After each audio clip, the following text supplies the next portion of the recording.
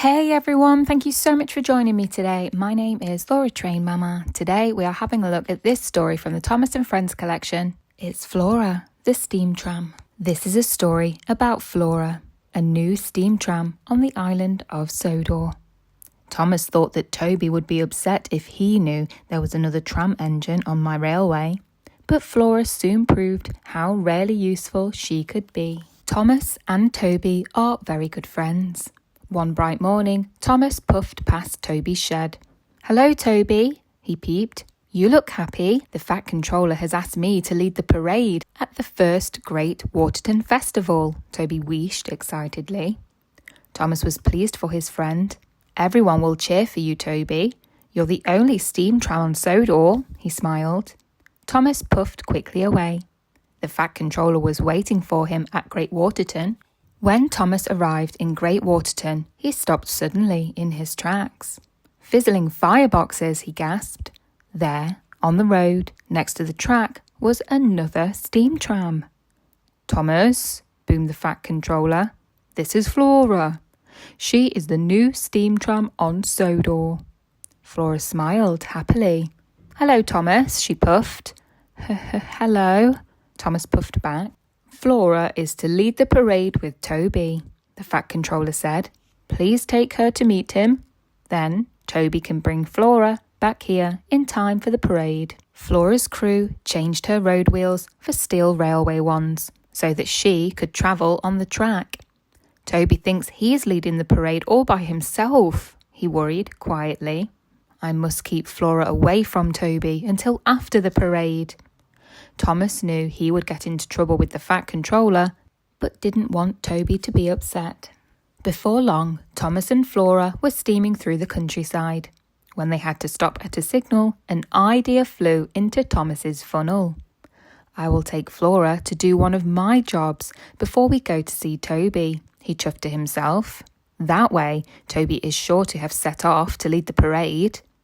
"Let's go to the woodyard first," Thomas puffed to Flora. "It won't take long."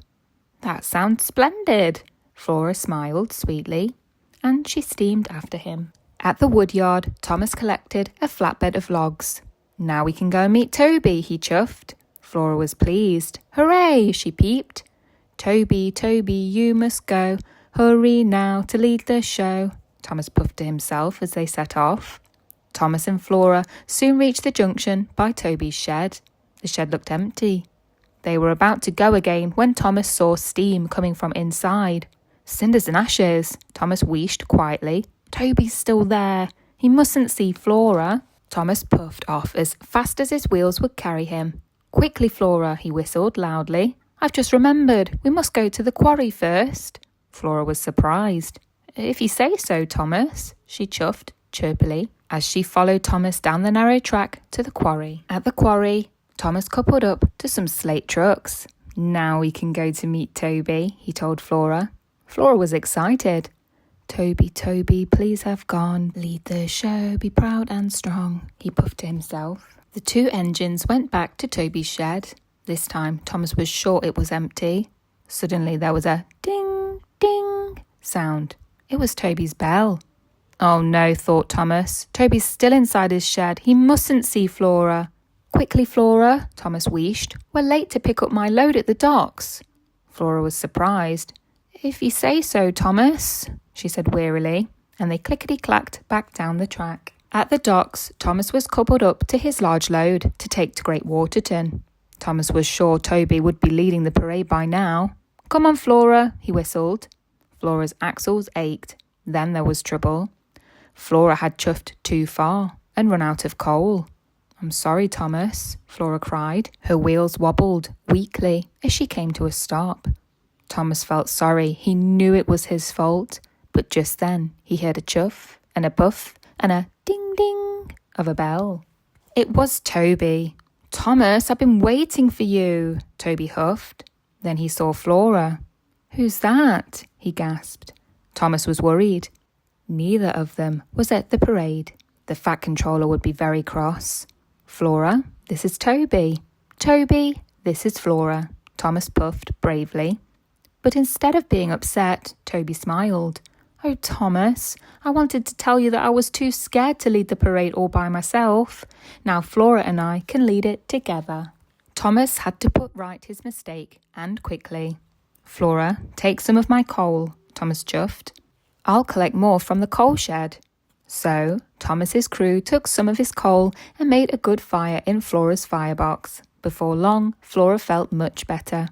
"Now puff as fast as you can to Great Waterton," Thomas told the 2 tram engines. Toby and Flora chuffed quickly away. Thomas puffed into Great Waterton just in time to see the flatbed being unloaded.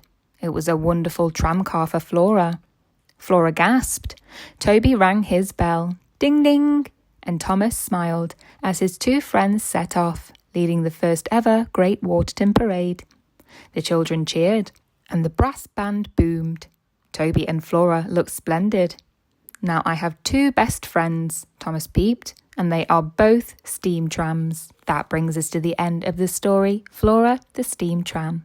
I really hope that you enjoyed listening along with me today, and if you did, please don't forget to hit that like button, share with a friend, why not, and have a great day.